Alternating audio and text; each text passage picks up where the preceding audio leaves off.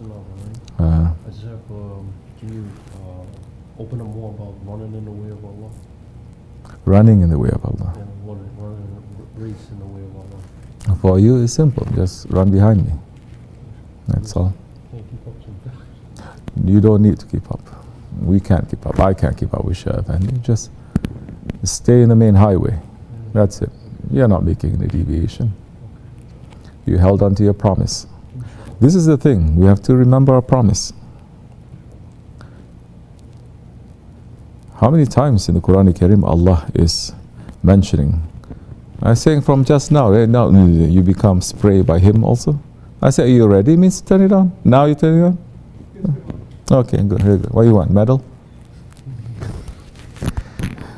You upset with me? Huh. I don't care. If you're upset, you're not upset. So where was I? What was the last word? The promise. Every day we must remember our promise. Allah subhanahu wa ta'ala is mentioning so many times in Quran Karim, reminding mankind, reminding especially the Bani Israel of the promise. So, don't you remember how we favored you? Don't you remember the promise you made to me? Don't you remember this I did for you, this I did for you? If you remember by yourself, you don't need anyone to remind you. If you're counting that, alhamdulillah, shukr. Because by remembering the favors that have been done to you, immediately you fall into shukr. You cannot fall into anything else. Meaning, we were so dirty. We were top to bottom in dirtiness. And Allah is pulling us out through the hands of our Shaykh. How can we ever thank Him? How can we ever thank Him? We cannot thank Him enough, but at least we can remember.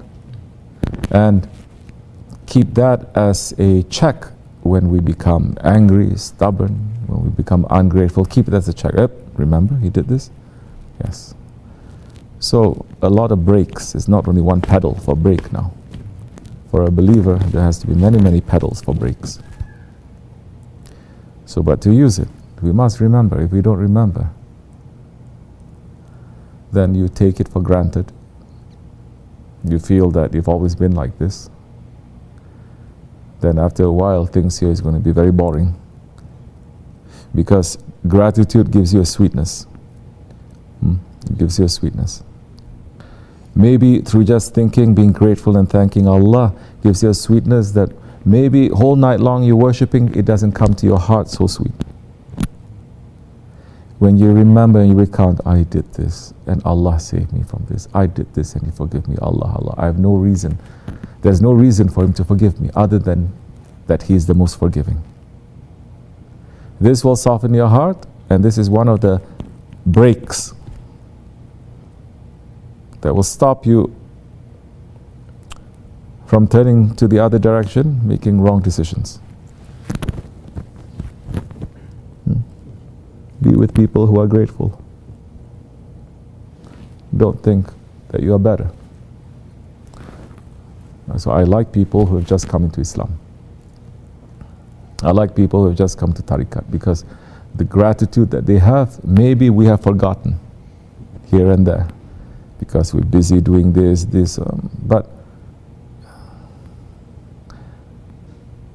you know, the man who just eats because the food is in front of him, he takes it for granted. Sometimes he can even not taste anything, not understand the value.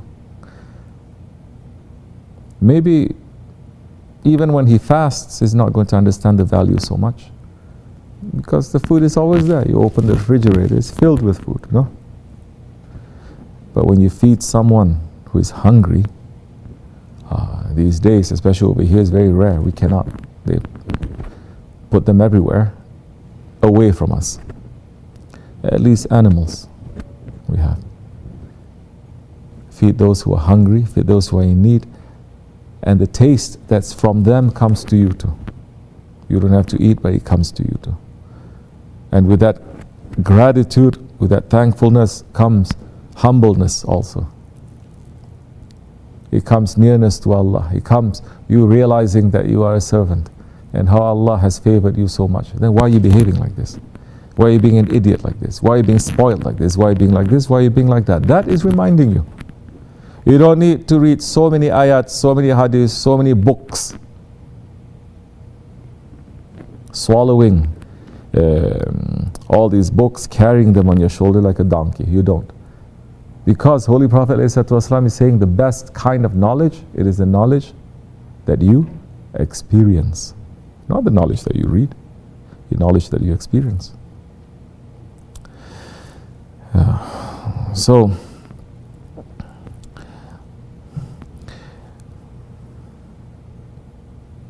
Shaykh Efendi is saying, be Jamaat. Because Prophet ﷺ is saying, be Jamaat. Because Allah subhanahu wa ta'ala is saying, be Jamaat. You don't have to be righteous, salih, but be with the salihin. Allah is saying, giving order, be with the salihin. The man's religion is according to his friends. Friends meaning those who are close to him. That's your religion.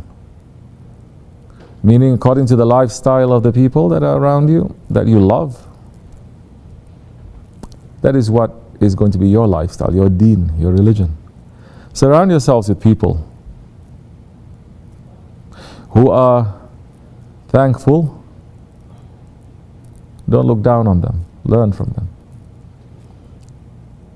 The man who has just found Islam, you cannot see more thankfulness in his eyes than that. Sickness spreading everywhere in Muslim countries, they start looking down on people who just come into Islam and they don't take care of them. One hand they don't take care of them, on the other hand just come into Islam and they think that these ones are already saints and scholars. There's no balance. Especially Muslim countries that are not white. Someone white becomes Muslim, oh, they have this colonial hang-up. They think this one must be very holy, very this, very that. So they start chasing. So both is unbalanced.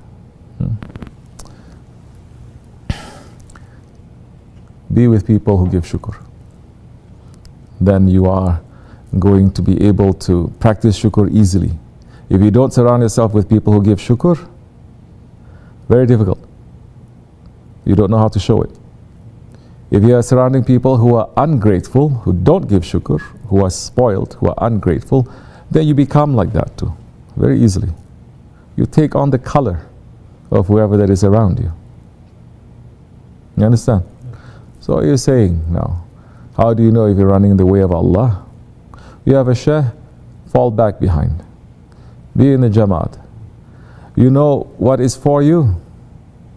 What is your job that you need to do.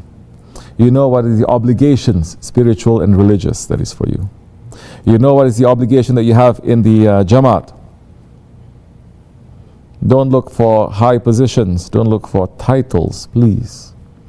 Don't look for people to say, oh, you are such a high one, you are such a this one. No.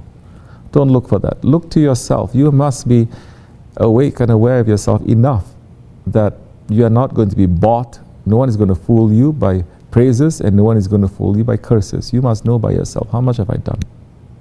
What did I do for the sake of Allah today? That's why non-Muslims can never understand why Muslims fast. Because to them, religion, to them, especially to those ones, Christians, let's say, even to the Yahudis, it is such an obligation. It is such an obligation to them that either they force themselves to do it or they force themselves to kick it away. There is no middle ground, there is no sweetness, that it doesn't become an obligation. It becomes an expression of your love and your gratitude to Allah. So you see, we're fasting during Ramadan. Non-Muslims say, why are you fasting? Just break your fast. No one is going to see. Go away somewhere. No one is going to see, and eat and drink. Not understanding, we're not fasting for people. We're fasting for Allah's sake. And we realize the power and the light and the strength that comes to us from fasting. It's not for a show. And it is one of the most beloved actions in the sight of Allah subhanahu wa ta'ala. He's saying nobody knows, Prophet ﷺ saying nobody knows what the reward for fasting is. Only Allah knows. So You consult, you are close as much as you can. Doesn't mean physically you're close to. You can be very far away physically. You keep up, you know, you understand. Then you see what is for you and you run for that. It can be small, can be big. Can be 1, can be 1,000. It doesn't matter. You understand? Then you're doing it for Allah's sake. Inshallah Rahman. Hold on tightly. The winds are blowing. People are asking me, what's going to happen? Winds are blowing. Everyone is going to fall off. And I said, Shaykh Efendi already said this. 20 years ago, 10 years ago, he said this. What's going to happen? We said, hold on tightly. The winds, the typhoons are going to come. That time, don't rely on yourself. If you rely on yourself, you are going to be weak. You know that you are strong. Rely on that one that is stronger than you, your guide. Saying, everyone is dropping off. So it's okay. You can go too. No problem. Did Shaykh Efendi say this? You can also go. So all of you can leave. I'm not in need. So we repeat. You like it or you don't like it, it's up to you. But may we hold on tightly, inshallah, and not deviate. May Allah make us to become sincere with our intentions, to check our intentions every day, and to be honest with ourselves, and to try to fulfill that intention every day, even if it's a small step, inshallah. Fatiha.